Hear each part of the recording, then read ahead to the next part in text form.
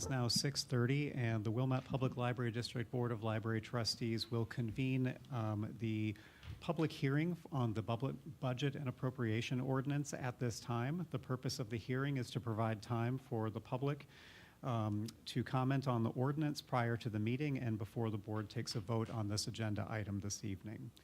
We will hold space now if anyone here wishes to address the board. And we will convene the regular business of the meeting after a couple moments.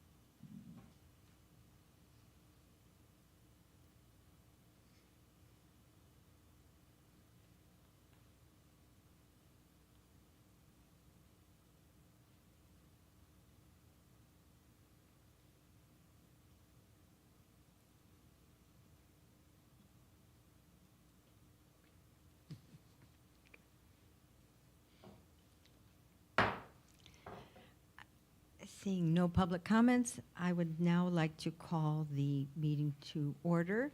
It is now 6:33, and the regular board meeting, Board of Library Trustees, regular meeting, will now come to order. It is Tuesday, August 19th, 2026.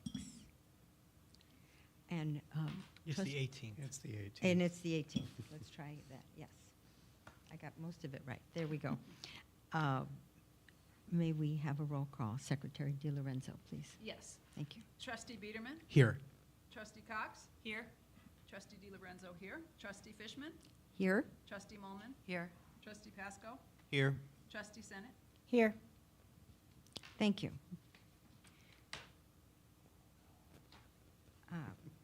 We will now review the draft of the regular board meeting minutes.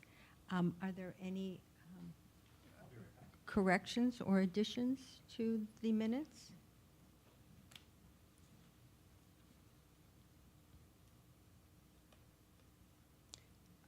All right, seeing none, thank you. We will now ask for a move to approve the July 15th, 2026 regular board meeting minutes as presented. Is there a motion to approve?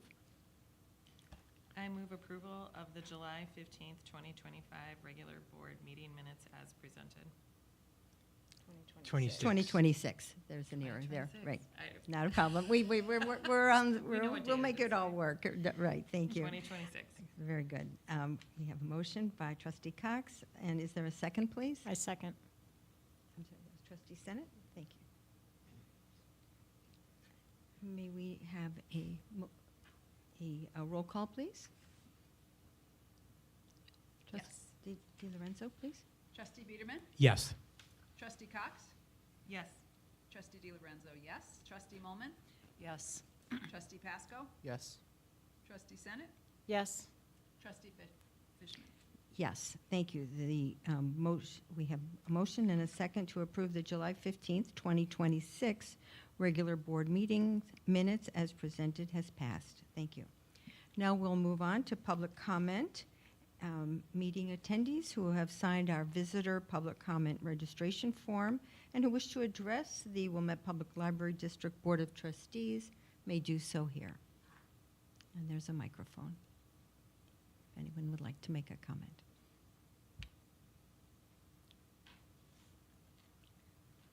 All right, moving on then. Thank you. And we have no presentation scheduled. The treasurer's report. Trustee Biederman, Thank you. please. I'm going to summarize the report based upon the bookkeeping documents that Sandra DiPiscolo has provided. Revenue, on our revenue side, we received property taxes of $66,533 and replacement taxes of $15,165. We also received $19,006 in general fund interest, $45,005 in special reserve interest, and just about $1,200 in the IMRF and /FICK interest portion of our Max Safe account. That's our bank account interest. Right. This is the first, so last fiscal year, which ended in June, was my first full fiscal year, which gave me an opportunity to sort of see a full year in one shot as a trustee. So this is the beginning of the second. And expense-wise, normally we don't have a monthly budget, we have an annual budget. But we compare the expense of the month to the percentage of the year that is passed. And after doing that for 12 months, I've seen that we pretty much our expenses, the amount of the annual expense that's expended is just about the same as the percentage of the year that has passed. So I tracked that for 12, or it's tracked every month, but I observed it for full 12 months, and it's very interesting that we track so closely. So I think that's a good thing to notice, and it took sort of a year for me to really see it all. So I think that's very comforting to know that we track it that way. Some notable expenses that were called out for digital resources, programming, accounting, payroll. Accounting payroll is not normally shown. Normally we show payroll in the slightly lower as an expense for the actual payroll, but there was some setup and platform fee expenses. Same for computers, computer maintenance, and building contracts. For July, some of the larger checks over $10,000 were for Overdrive, Ingram Library Services, Computer View, Cooperative Computer Services, Johnson Control, Fire Protection, they're all listed out. And then the one that I had normally not seen was for Rails, and that's for some annual fees that I guess are usually done at this time of year. So that makes a lot of sense. Payroll, which is pretty much budgetable on a straight line basis, these two amounts of $150,000 and $156,000 are normal that we normally see. Right. The income year to date does show a loss of $44,726, which is also normal for this time of year. We don't get our revenues on any straight line basis, and actually now we don't even get them on any predictable basis, but that would be very normal for a first month of the year. We look at it from a 12-month basis. We of course, get our revenue on an ad valorem basis, so we have every reason to believe we're going to get it, but not much of a reason to believe when we're going to get it. So hopefully that will change, but that's in the hands of Cook County. I'll just interrupt Yes. for a moment. Right, I think that should be reiterated, that it is out of our control, in the hands of Cook County, and nothing new, but we're at their mercy. Right, we put in a allocation or a levy, and Right. they process it, and well, we all hope that they find ways to Right. remedy their ways, and if they need help, they'll reach out, hopefully. Right. I also wanted to take a look at the general fund balance, which I found is very hard to actually calculate on an inter-year basis. But Anthony gave me an estimate, which will then be followed up by our annual report. And the estimate is 6.7 million, which represents approximately 96% of 1 year's operating revenues. And I believe our target is 75 to 125% of 1 year's operating revenues. So that puts us right in the middle, which is pretty comfortable. And that is our general fund balance is extremely important, especially in an environment where we don't exactly know when the revenues come. It's sort of our operating reserves. So that's very healthy, and it's good to see. And it'll be interesting to see when the auditors finish the audit, and we can confirm it. But my guess is it'll be right in that area. Interest Sorry rate. to interrupt Yes. for just 1 second. Just as a point of clarification, the library's fund balance policy is 6 months to 1 year of Oh. operating revenue in reserve. Okay, so 50% to 100%. Right. I was slightly off there. Let me write that. I- Okay, so we're at the very top end of our target. So that 66,000 in tax revenue, is that what they were in arrears? Or, So it has been difficult for us to determine, but this week we have gotten, so if I could just interject for a moment Mhm. about Cook Yeah, sure. County, I can give you an update about a few details there. So one of the tools that governing agencies use to manage the revenues that they're receiving in their tax distributions is called the Taxing Agency Extranet, which is a website that gives us reporting information about the revenues that we're receiving in the distribution reporting. And that has not been up to date for the past, I would say, 18 months, perhaps even longer. The access to that portal has been restored as of this week, and reporting on that platform has been in a state of update over the course of the last several weeks. Various agencies in the Library Tax Coalition have noted that there's more information that's being populated there over the course of the last few days. So I will be able to go back and determine where those $65,000, what that actually accounts for. We believe that this is substantially money from tax year 24. And there are those folks who have appealed their taxes and have either been successful in their appeal or not for prior taxing years, and some of that revenue may also be commingled in with some of this. So we're going to get itemization going forward. We have not had access to that in recent times. So that is a huge improvement in terms of transparency. The other bit of information that I can share is that we learned today that the second installment bills for tax year 25, the first installment came this spring. The second installment is this fall's distribution, or tax collection rather, and they are now online. So if you are a taxpayer in Cook County, you can log into the portal online. This is 2 weeks before you're going to receive your tax bill, so you can see that information today. And the Treasurer's Office plans to mail approximately 1.8 million tax bills to Cook County property owners on or before September 1st. And that means that those second installment bills will be due a month later on October 1st. so it seems like an improvement. It is an improvement. Yeah. And the communication is certainly an improvement as well. That's Thanks good. for the update. Just to finish with the general fund balance, I think it's also important to note that we don't exceed our target either, which is important too. That having substantially higher reserves than we need would probably also be something that wouldn't necessarily be what we want. So we're really just shy of 100%, and I think that's pretty healthy. For our investments in CDs, the last Fed meeting held target rates at 3.5%. The next Fed meeting is next month. I have not actually read anything about sentiment, so we'll have to wait and see. That's all I have, unless there's some questions. Any questions for Trustee Biederman? Thank you. Seeing none, thank you. Is there a motion to approve the bills and salaries check detail for July 2026 as presented.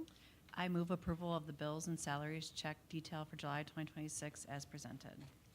Thank you. Trustee Molman. And is there a second, please? I second. Trustee DiLorenzo, thank you. Second. May we have a roll call, please? Yes. Trustee Biederman? Yes. Trustee Cox? Yes. Trustee DiLorenzo, yes. Trustee Molman. Yes. Trustee Pasco? Yes. Trustee Senate? Yes. Trustee Fishman? Yes. So our bills and salaries check detail for July 2026 as presented has been approved. Thank you. We'll now move on to our action items. And we now have, which we discussed earlier, first part of the meeting, our ordinance number 2026/27-218, their annual budget and appropriation ordinance for library purposes for the fiscal year 2026-27. The ordinance was passed in tentative form at the July 21st, 2026 regular board meeting. And maybe, Director Austin, any comments on that, please? Sure. I'll just provide a little bit more background. So we did hold our public hearing as we advertised in the newspaper last month that we would do that this evening. The purpose of the budget and appropriation ordinance is to give the library the legal authority to expend the revenues that it receives. So when we do get money from Cook County, when we do receive donations and grants, we need to commit that we have appropriated those funds and state the purpose for which we will be spending those so that we can communicate that to the public. And that is what this document and its associated pages in our packet prepare us to do.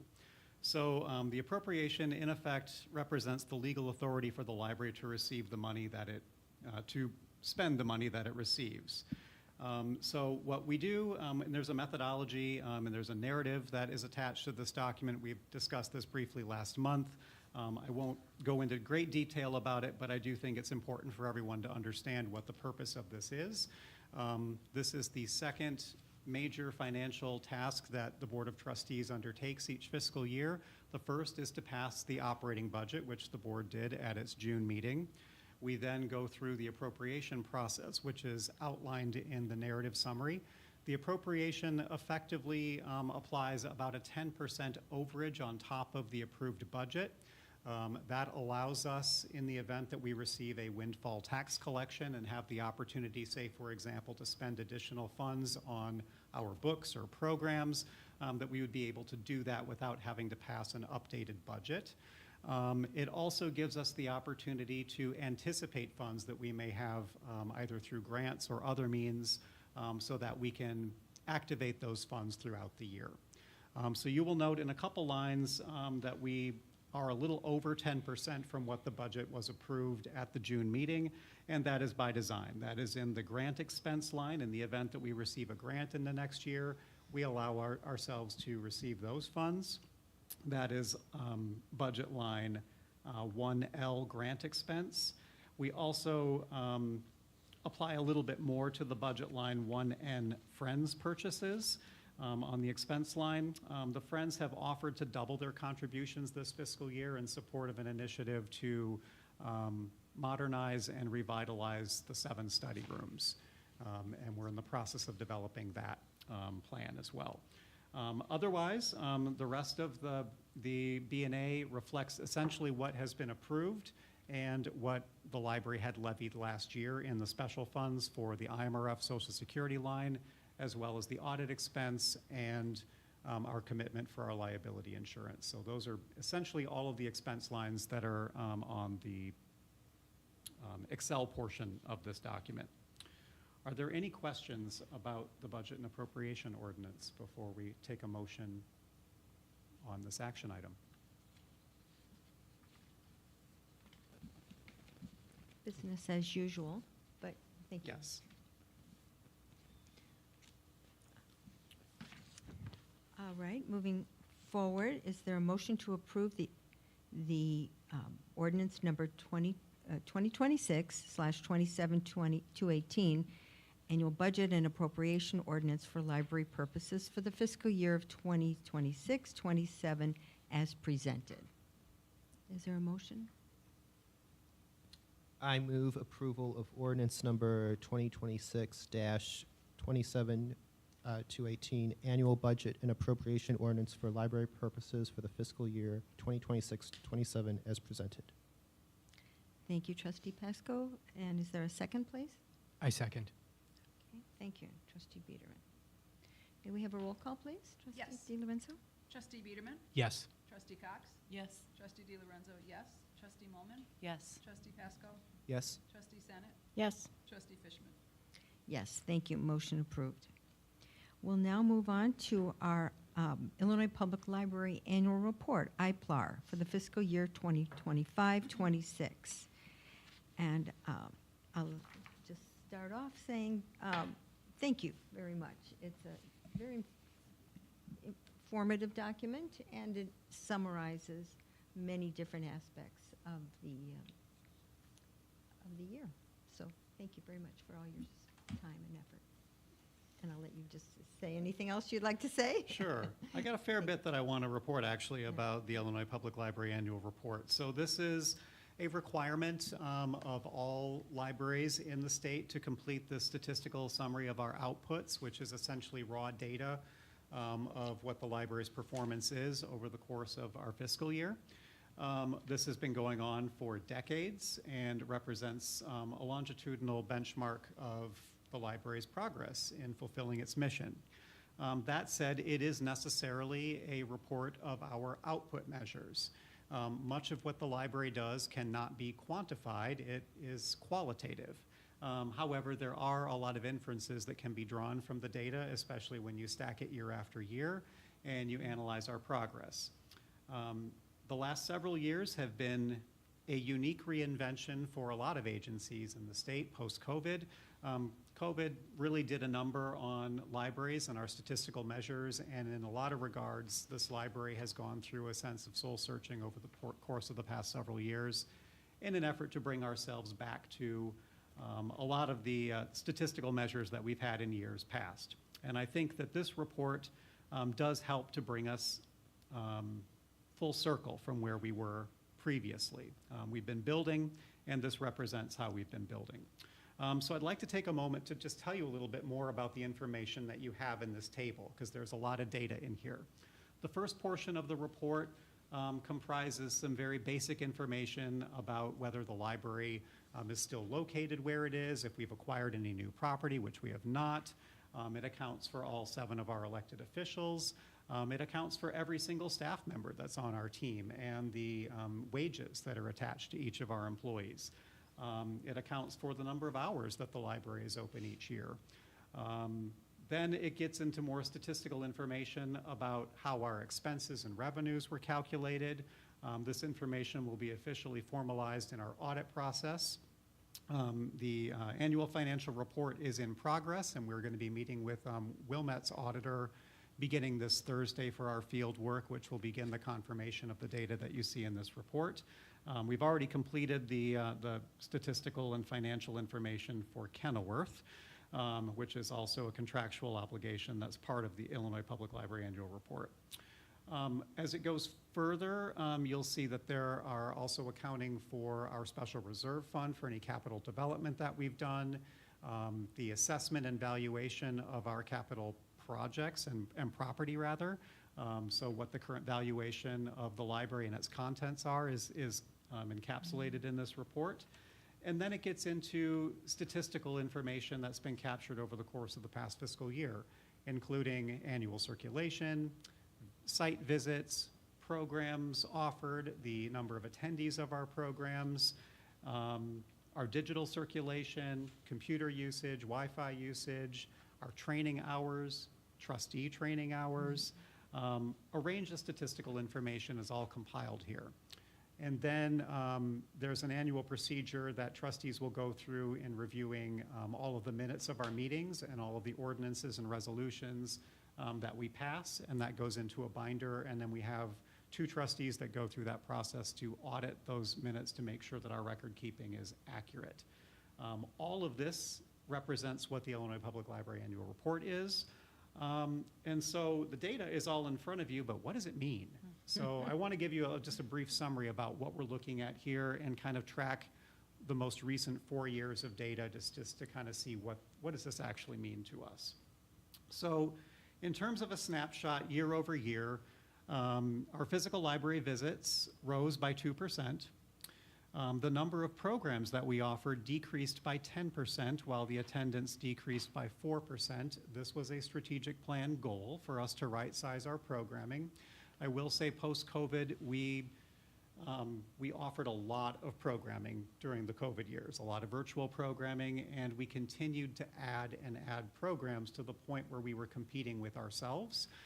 There are limited spaces in this building, there are limited staff, and in an effort to prioritize, we did set a goal this year to right-size our programming, just as we did with our collection size. So our collection size did in fact decrease by 2%, but that also was by design. You may recall over the course of the last 2 fiscal years, our goal was to reduce the overall collection size by 20% so that we could better merchandise and present those collections to the public so they could actually discover the best of our materials and the materials that are actually being used by the public. So those 2 metrics have seen a bit of correction. They look like they're down, but that's by design. Our physical material circulation decreased as well. That was not by design, but I do have some explanation for that, and I'll get into that in a moment. The physical material circulation and digital circulation combined decreased by 2% overall. Print was down 4%, while digital rose 4%, and that is a trend that we have seen year over year for the past several years. Our research database usage increased 5% overall. Our public computer usage increased by 2%. Last year, that increased by 20%. Our Wi-Fi sessions were down by about 3%, while our website visits increased by 3%. I've thrown a lot of numbers at you, and I'm going to try to interpret what some of this means as we look more longitudinally. So the total visits to the library have increased by approximately 25 users each day since 2022, which means that our visits to this library have gone up 20% over the course of the past 4 years. So we got a really busy building. Our door counts are now back to where they were pre-pandemic. So we're really excited about that. Our print circulation is down about 60,000 items, which is 10% since 2022. On the flip side of that, our digital circulation is up 70,000 items, which is up 42% in that same time frame. So this is a metric that we have been tracking as an industry over the course of the last decade.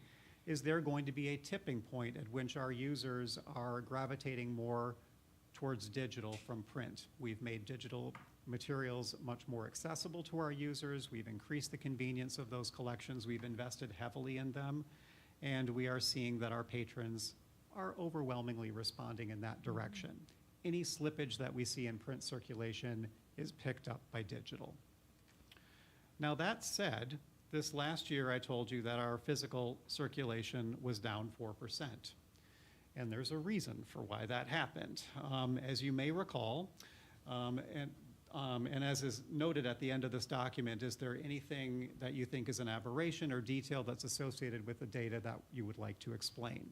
And there is going to be a big asterisk on fiscal year 25-26 for us because one of our nation's largest booksellers, Baker & Taylor, who provided books primarily to schools, public libraries, and academic libraries around the country, closed up shop. It was slated to be acquired by a private equity firm in early 26. And that announcement had taken place in mid-year of 25. And so we knew that there would be a change in procedure for how that company was going to operate its business. We have been doing business with Baker & Taylor for decades, as many of our peer agencies has as well.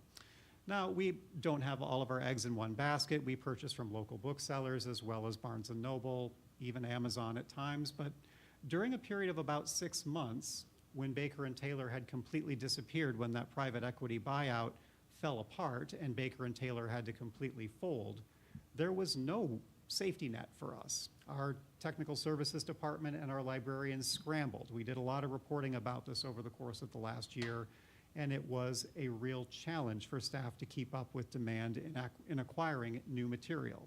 We did a great job of that, but up until about the third quarter, about a third of our budget for materials had not been expended.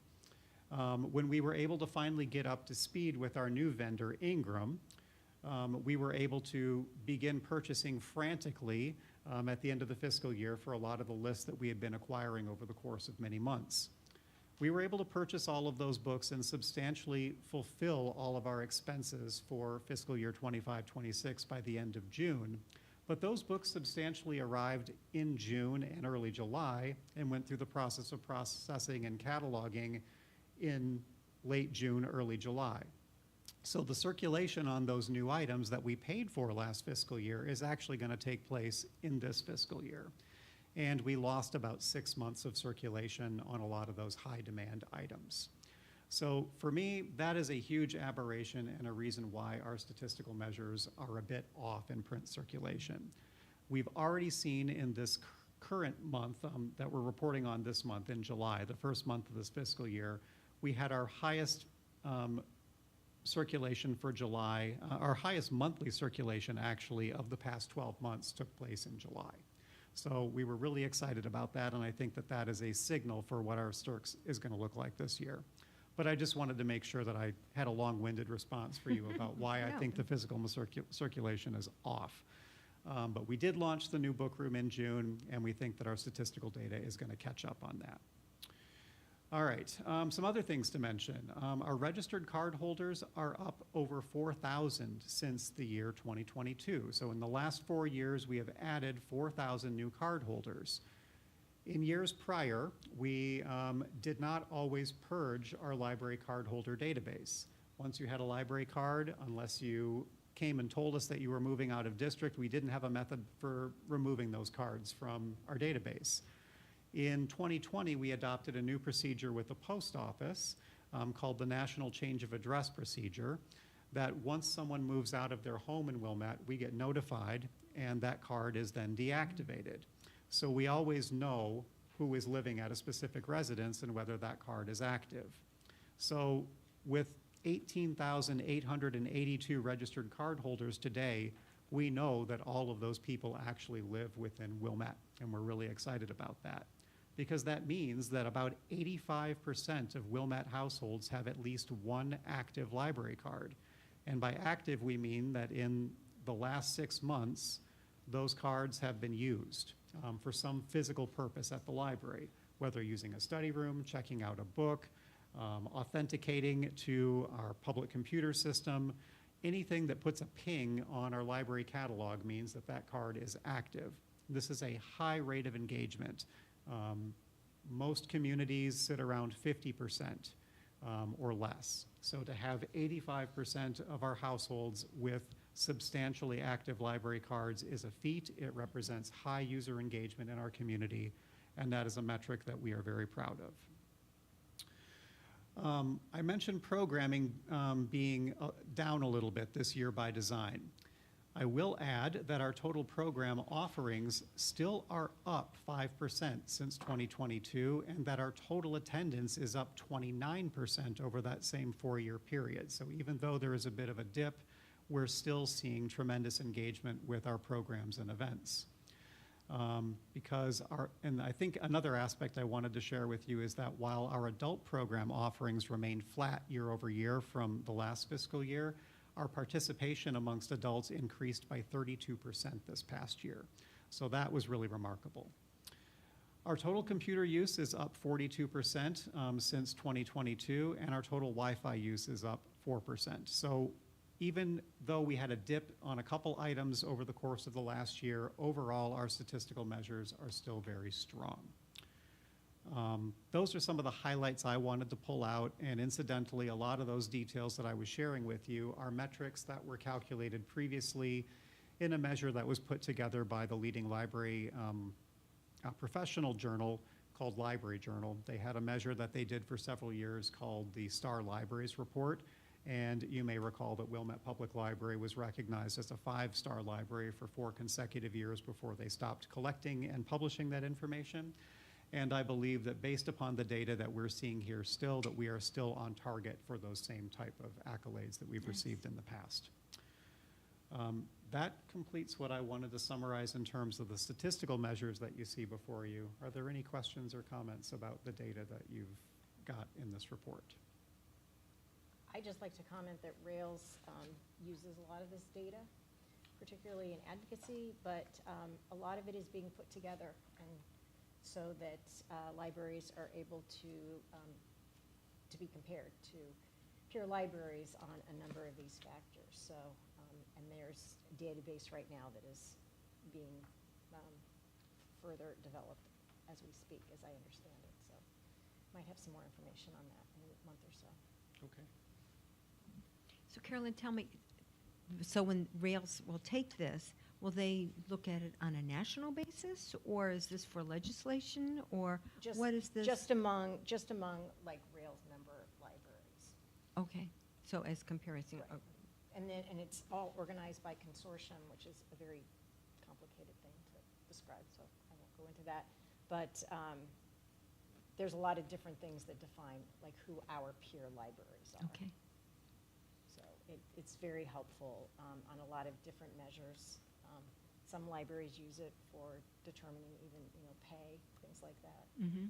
Salary equivalents. Salary, yeah. Good, helpful, thank you. So I will say the state library collects this information, but it is also reported to the Public Library Data Service, the PLDS, who then compiles this information for national publication, and that's where a lot of benchmarking and comparison comes from, and that's how I get that metric that user engagement is really high at Wilmette Library because we can compare nationally to other libraries. So there's a lot, libraries love data, and there's a lot that we can do with this information. So And we're required to fill it out in order to get that to get the per capita per grant. capita grant. Yes. On that point, I mean, would you then have the information on how we are comparing to our peer libraries, like especially in the context of post-COVID? Like, are we far ahead of them, or in terms of getting back, patrons back into the physical library? I mean, I would say overall, locally, anecdotally, from what we know with our peers, absent what the comparative analysis is that Rails is preparing, I would say that all the North Shore libraries are performing consistently and very well. Some of the best and highest ranked libraries in the nation are right here in the Chicagoland area. So I think this is a good barometer for performance of public libraries. I just have a couple of things. First of all, this is a lot of data, so thank you to you and your staff for collecting this and aggregating it on everything from attendance to study rooms, and I know that's not a small factor. One of the, and I also want to say that I know your staff has been super intentional about right-sizing programming, and that's something, and subscriptions. That's something in your report I've noticed over a couple of years is just the intentionality of tracking that and making sure programs and subscriptions that aren't well utilized have been eliminated. So again, that takes a lot of time to analyze and look at and call, I guess, and like you said, similar to your physical collection. And this is more of just a question. So did anybody see the article in The Atlantic about post-literate America? There was a stat in there that said, I think it was over 50% of Americans had not read a book in the last 12 months. And so I know this is an incredibly literate community and active readers, but have you noticed, do you feel like and that's been over the last 4, 5, 6 years, as they're saying they attribute it to like attention spans. Have you or your staff noticed that type of thing? Are people actually reading less? Does that have any impact on circulation? Or is that too much? Is that too big of a question for I mean, this? I'm not sure how I want to comment on that. I think that's a great inference. I think that we've all observed that. I think we can ask ourselves as individuals, are we reading as many books as we have read in the past? Are you walking out of here with armloads of books, or are you being more intentional about your selection and saying, I think I'm actually only going to read this one rather than these 10? That said, we've just had our summer reading program, and we posted some amazing engagement there. We would love to see that number grow higher. We would love to see our community-wide reading programs garner more engagement, and that is certainly a key focus and something I'll talk about here a bit in a moment. I think attention span is definitely a factor in a lot of Right. this. We all have computers in our pockets, and we scroll and we read, we quote unquote read on our phones. Some of us will read ebooks on our phones, but some of the time that we would typically spend reading a book, an ebook, or engaging with other media content that is in the statistical report is not being accounted for in the scrolling that we're doing. You know, the same minutes that we're spending scrolling are not minutes that we're spending reading books. And I think that that's a fair assessment. I think we're observing that as well. But I don't know that I can draw any clear data specific to that. I think that would just be observation. But I think the library also has more formats, and not just meaning digital, of things that, this is sort of a generalization, but people, younger generations, like there's a large amount of graphic novels and other formats that I think are more popular with younger generations. So kind of meet them where they are. And I think that's important, and it is what we are doing. I agree, and I will also add to that point that we are seeing reports that younger generations are rebelling a little bit against the digital formats and are leaning into analog formats, like reading paper books. And we are seeing that Yeah. data more. LPs. Yes, and you know, and that true analog formats, yeah, are more popular. So it's interesting. Our statistics for digital are just digital. It doesn't break out audio versus ebooks. Yes, we I feel like there's a aggregate that data, difference in so that. in the total that I reported to you, that does include video, audio, and ebook content. But that is broken out in the report itself. You can see what that data is, and we are tracking that. In the monthly statistics, the way that that's broken down in Lauren's report, they explain, I believe that it's about 40% are ebooks, 30% accounts for audio. Now my math is going to be off. I think I'm off on my data because I think magazines are about 10% of the overdrive circulation, but I just Yeah. listened to an audiobook that must have had 10 different voices. It was like listening to a play. I mean, Mhm. it was, and I've noticed that the quality of the audiobooks has improved. There's more, frequently the memoirs are read by the person who wrote them, which can be really fun, particularly if they're a comedian. But there's more performance in audiobooks today than there was, maybe even 5 years ago. at least what I've audiobooks noticed. are hugely popular right now. I mean, some of our readers are seeking out readers of the audio content and not just the content of the material. We're seeing the same kind of fandom there that we do for podcasts and such. Yeah. They're also ridiculously expensive. Some of the most expensive content that we've been selecting in the last several years has been our subscription audiobook content. They're averaging about $140 an item now when we're purchasing them from Overdrive, and that is not a tenable solution. So there is a bill that's going to be before the Senate here soon that did pass the House unanimously earlier to try to regulate that a little bit more so that it is fairer for lending institutions and public and consumers with regard to that. Now I'm way into the weeds, but that is definitely a factor that we're studying as well with digital content. I just had a question on the supply chain. Has, Yes. with Ingram, moving to Ingram, have things stabilized with Baker Taylor being phased out? Like, are we in a steady place with the supply chain, or are things still a bit uneven? I would say that we're in a better place now than we have been in the past. Obviously, we've got our secondary solutions already figured out because we navigated those waters. We have 2 jobbers in the place of where we had just Baker and Taylor in the past. So we're working with Libraria, which is primarily a youth oriented platform, and some popular adult materials, but Ingram substantially meets the needs that the library has previously with Baker and Taylor.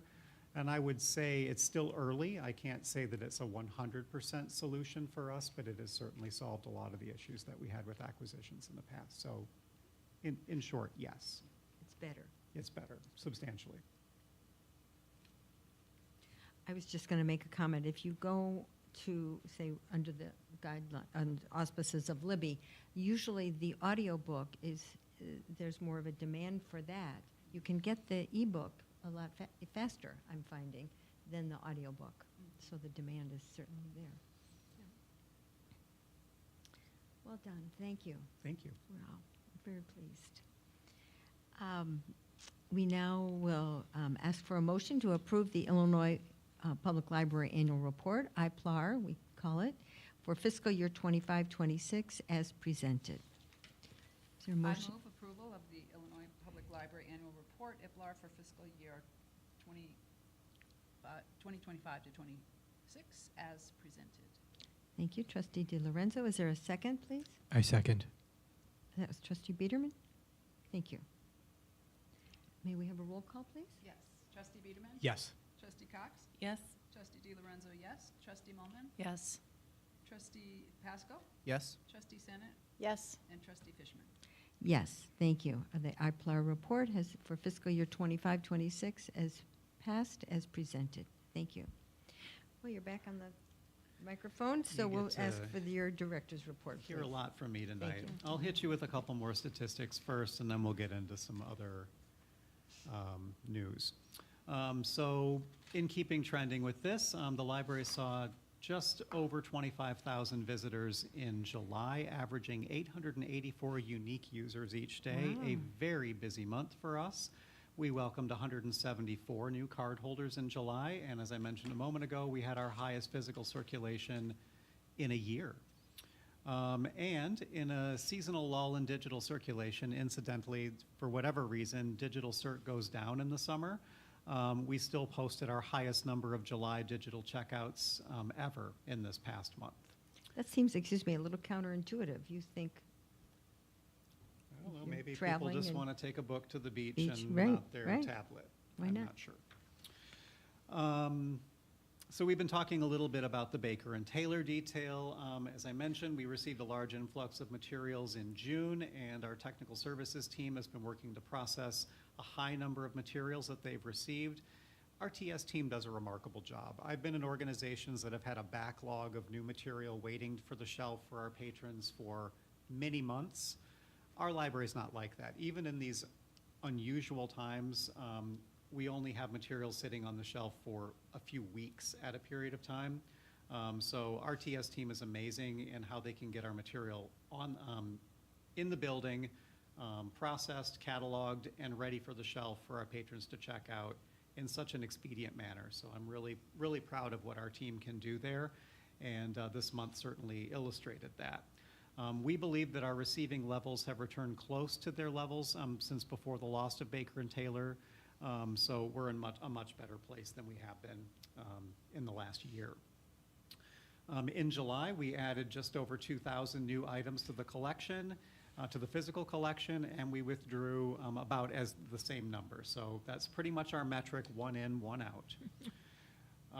On the digital side of things, with beach season in full swing, our partnership with the Rails Explore More Illinois program was really evident as the Explore More Illinois pass for the Gilson Swimming Beach was in high demand. We had over 50 beach passes that were checked out to Wilmette cardholders in July. If you're not aware of this service, check it out. Each pass is good for one free day of admission for up to 6 people, and cardholders may check out 2 passes per year. And there are a lot of really cool other sites, attractions, exhibits, museums, experiences Opportunities, that you right. can go to as part of the Explore More program. So I encourage you to check that out. Let's talk a little bit about some programs. So I want to call out one in particular and encourage you to read the Adult Services report. Kathleen's report really talks in great depth about this one particular program. On Saturday, July 18th, our genealogy and local history librarian, Eva Johnson, hosted the Fallout Boy archive team for an electrified, multi-generational, standing room only crowd. This was an extraordinary event for us and really marked the extent to which the library can connect with users that we wouldn't ordinarily think that we could attract to our space. Kathleen tells it really well in her report, and I encourage you to take a look at that. That was really an awesome program for us. Let's talk about summer reading, though. So we just wrapped up our summer reading program last week. Unfortunately, we got rained out for our big summer party on last Thursday with Wendy and DB. We were going to have a party on the lawn with Kona Ice, but we still did Kona Ice in the rain. And we held our program here in the auditorium, and everyone who came was enthusiastic and engaged, but we just didn't reach the same number of users we wanted to. But the program itself was all about reading. And so from the adult services side of things, we had a great success. We finished with 227 submissions, which was an 11% increase over last year, and the highest number of finishers that we've had in recent years. We had 181 in-person paper submissions and 46 online submissions. 66 participants engaged in our extra challenge, and some more than once, and that was a 51% increase over last year, which shows that a lot of our users are really engaging with the program and affirms that we're moving in the right direction regarding our goal to have a year-round reading challenge. And that there is already an appetite and an audience for that type of programming. On the youth services side of things, we had 518 reading logs that were completed by our children, and we had 97 who went on to complete a second log. And the kids, as they traditionally do, report their reading to the Summer Reading Club booth, and they talk about what they've read. And they get their photo taken for the wall of summer readers. And if you've not been to the second floor to see this wall, it is so inspiring to see all of these wonderful kids up there. It is a huge, huge installation, and it's beautiful. It's just a reflection of the outcomes that we have for this program. So for each of those completed logs, those 518 logs, the children got to choose a free book of their choosing from our prize cart. And the same was true for our adults who participate, and teens in the program as well, and those book prizes are generously funded by the Friends of the Wilmette Public Library. We also engaged volunteers again this year for our program. We had teen volunteers who helped fulfill our summer reading experience for everyone, and they were wonderful. We had 35 teen volunteers who staffed the Summer Reading Club booth and youth services.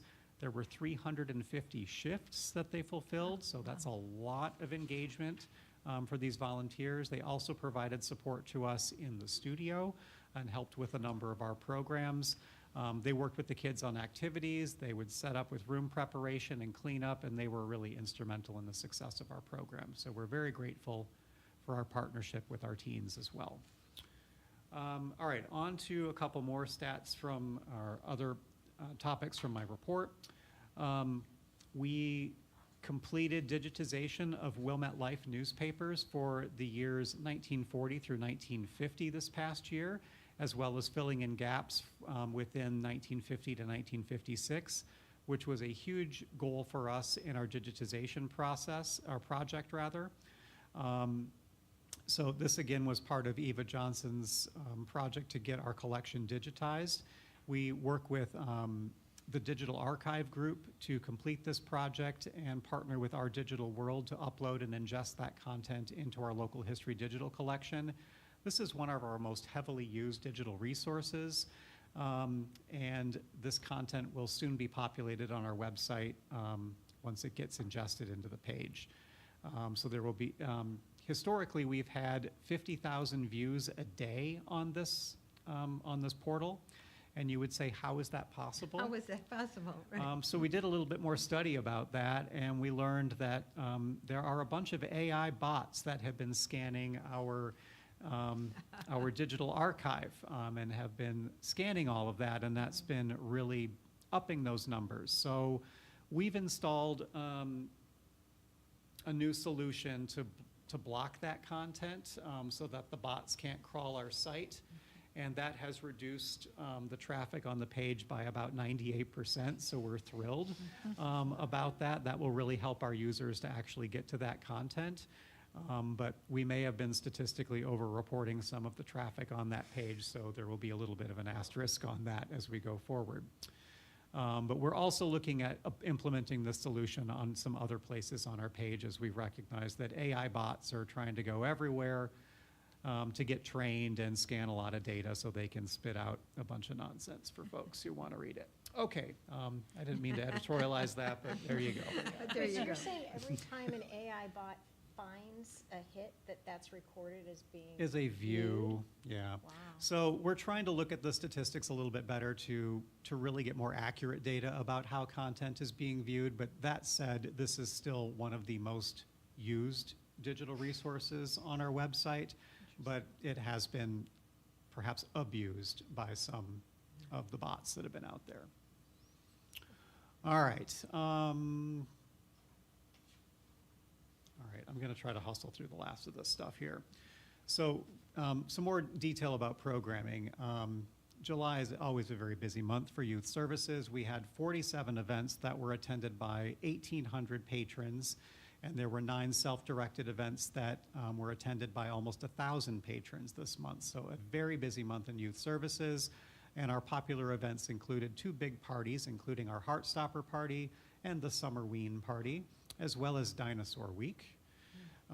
In digital maker services, we hosted several impactful programs, including a program on Scratch, Minecraft, sewing and mending, podcasting, and scrap crafting.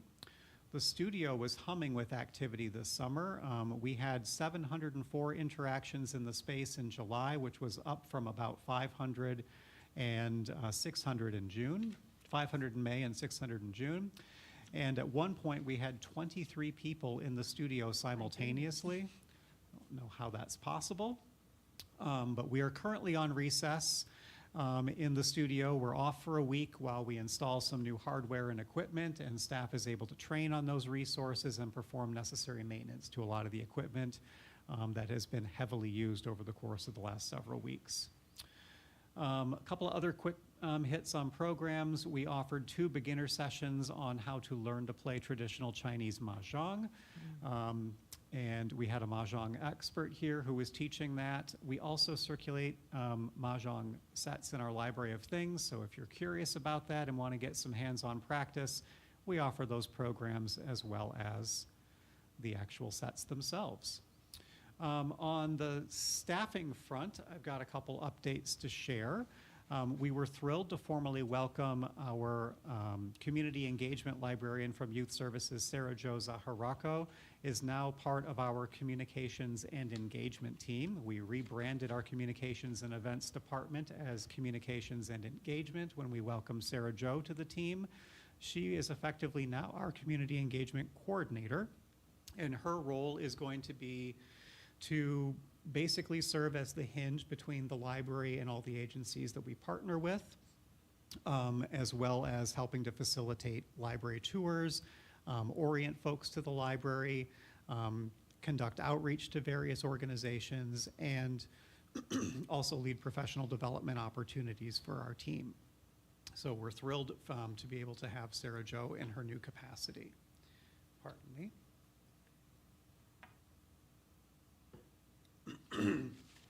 We have also hired 2 substitute digital services assistants. Oh my gosh. That's what I get for talking too much. I gotta wrap this up. 2 substitute digital services assistants in DMS. We also hired, I'm losing my voice, oh my goodness. We hired a full-time youth services librarian, Rini Ruckshadal. She's been a part-time youth services associate since 2023, and she is filling the full-time role that Sarah Jo vacated when she moved to C&E. All right, I think I'm gonna try to pause here for right now because I am seriously losing my voice. Do Is there any of you something have that any? Like me to? I'm going to just pause here Okay, for right now. it's all in the, Do in your you all report. have any comments or questions about anything from the report while I gain my voice? I don't want to make you talk, but I was delighted when you were describing the teens' involvement with the summer reading program. And I think that was just a great, thank you to Andrea and team and Kathleen, I'm sure too, and staff. A great way to get a group that maybe we see here for study time during exams, maybe, you know, the ages up or down, but getting them engaged and getting them involved, I think, is really a great way to bring them in. We have the young ones, we have the older folks, but that middle part, I think, is where we'd love to see more engagement. So, great. Thank you so much. You know, there's a librarian club at Wilmette Junior High. Fabulous. Librarian club? Junior librarian club. Future My daughter, libraries. No, I don't know librarians? about future. Junior. Junior? At Wilmette Okay. Junior High. My daughter was one of them. I didn't even know till she was done with it. Oh, But, I love that. I guess they work. They help with things and do other things. Nice. Yeah, my daughter, many years ago, participated by sitting in the little booth where the younger kids would come, and when she went off to get her first job, I mean, she had like a little job that was, she was able to talk about quite a bit and be very animated about. Ability to The talk to listening people. booth, so to Yeah, speak. yeah, Right, but right. interacting with the public, I mean, there were just a lot of Good qualities skills. and It's a skills first that she wanted job, to and they're demonstrate. all important. Nice. Thank you. All right, I got my voice back. Okay, I'm you going to better. try to All hit right. the end of All this right. real quick. Push All right, through. so There we a go. couple other things that I wanted to share with you all. So lots going on the communications front for the library. As you may know, as part of our new book room, we are going to be revising a lot of our wayfinding and signage throughout the library. And this is one of the big pushes for the communications team over the course of the next year. As you walk through the library, you're going to notice our directories are going to need to be updated. We've moved a lot of things around the building, so we need to help people to find where they're going to go. So that's going to be one of our big projects. It'll also need to be a project for our next strategic plan cycle, but we'll talk about that later. It's a fairly significant project when we undertake that. We have a communications plan in place for the action that we took earlier this spring regarding our new Friday hours, which will begin on September 4th. The library will now be open from 9 to 4 on Fridays, or just kidding, from 9 to 6. Well, you're close. You were close. It takes place on September 4th. That's 9/4. So we got our communications that are going to be starting this week, announcing that change, including a sandwich board that's going to be posted by the sidewalk on Friday afternoons. So when folks are parking in the parking lot, they will know before they get to the front door whether or not we are open at that hour. We're preparing our website and communications for the launch of our new BiblioCommons catalog, which is coming in September. This is part of our partnership with CCS. CCS has launched a new discovery layer to our catalog. The catalog is how our patrons search for content, and this new discovery layer is going to sit on top of the existing classic catalog and make it much easier for you to find the content that you're searching for. Historically, titles that have multiple formats are listed on separate lines. This new tool is going to combine them all under one. So if you're looking for a classic title like, say, The Great Gatsby, you will find that everything that we have related to The Great Gatsby is all going to be linked. If you're looking for the ebook, the audiobook, the large type, the regular type, the 50th anniversary, whatever, it's all going to be together, and it will be much easier for you to understand That's what you're great. placing your hold on, and it's a much easier way to search for content. It also allows our users to review content if they wish, to create more lists, to save their reading histories. It's a very attractive platform. It's also not without some challenges. So we were going to officially launch on September 1, and the vendor is having some challenges making sure that all of our newly acquired content is displaying in the catalog. And this is affecting every customer of BiblioCommons, not just CCS, not just Wilmette Library, so they're really struggling to get their product repaired in time for a lot of these launches. But we are going to be previewing the catalog for, it's still functional, it just is not listing everything that we hold right now. But we're going to be launching it in September, and we're going to be promoting it here via a slide on our website, and I would encourage everyone to take a look at it. You can go to it now if you wish at wilmettelibrary.bibliocommons.com and see this attractive new interface, and you'll be encouraged to create a new account. It's a very straightforward process to get registered with this new platform, but you'll still always have the option to go back to the classic catalog and or use the app if you want to search that way as well. We also launched our new promotional slat wall around the building in July, and so those are installed in several places, including right around the fireplace area in that center corridor. There are 3 pieces of slat wall leading into the new book room, which currently feature promotional displays of recommended reads. And there's also another section that is over in the fiction room. There's another section on the marble wall that connects the digital maker services technology area with the center of the library, and that will be our community events board, and we're waiting for the acrylics on that, and that will be installed shortly. So check out those new communication tools. A couple other little things I wanted to share. On the CCS front, in addition to BiblioCommons, we're going to be welcoming 2 new libraries to the Cooperative Computer Services Consortium in October. The Rolling Meadows Library and the Wakanda Library will be joining us in the second week of October. So right after ILA, we're going to be going offline to welcome these 2 new libraries, and we'll be back online on October 20th. So we'll talk more about that next month and at our October meeting.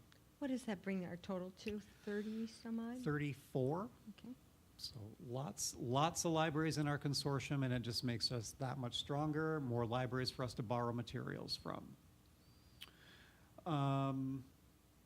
Let's see, we're offering cybersecurity training for all staff as well as trustees this fall. How many of you have participated in your cybersecurity training? That's the no before? Yes.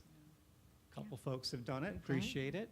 It's great Goes fast. for those Really folks who have a library account, but also just use it for your own personal information. There's a lot of bad actors out there, and it's got some great tips on how you can recognize and avoid those pitfalls.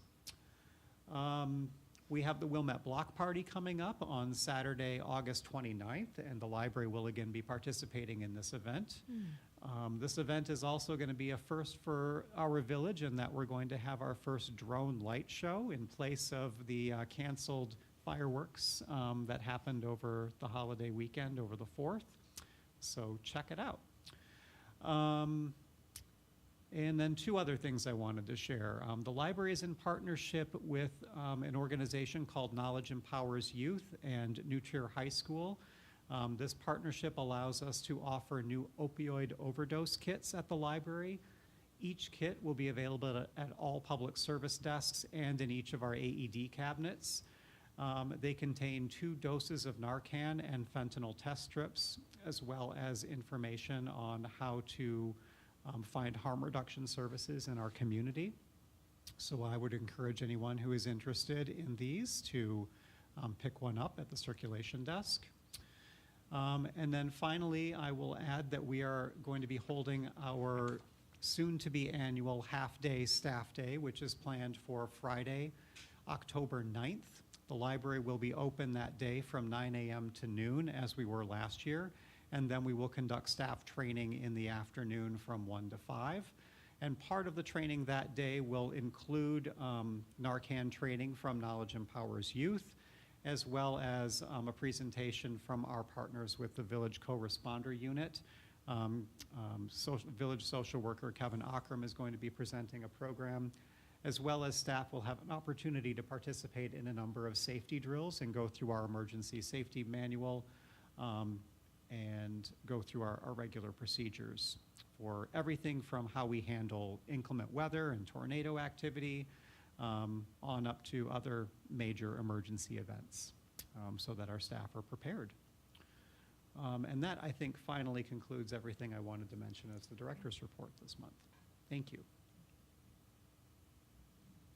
Any questions for Director Austin? Okay, moving along. That is trustee Senate. Anything from Rails? that you can- Just that I attended you. the Rails meeting on July 24th. It was the first meeting of the fiscal year. The board turns over a third of the board members every year, so it is a new board in July. And just, I guess, a reminder to everyone who works in a library, there are places on the Rails board. There's 4 at-large positions, and so the 4 people who currently occupy those are people who work in various libraries that are Rails members.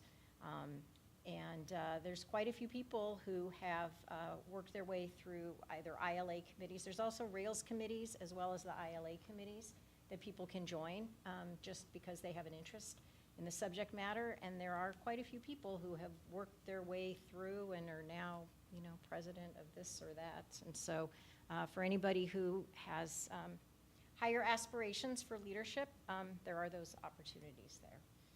So my term actually ends at the end of this fiscal year, or when the next public library trustees cycle begins. So just, it's a good opportunity. I don't have anything of substance really to report from the meeting, though, that is of interest to us. Well, I want to say thank you for all the time that you have put into Rails and bringing that forward to the board. So it's been very useful, very helpful, informative. Okay, thank you. Next, our information items. We have a folder here that's been sitting that I will pass around with things from our information about the library and our suggestion box. And then the ALL Annual Conference, October 6th through 8th in Peoria. And there, you can go online to ILA.org. So, any new business? All right, seeing none, is there a motion to adjourn?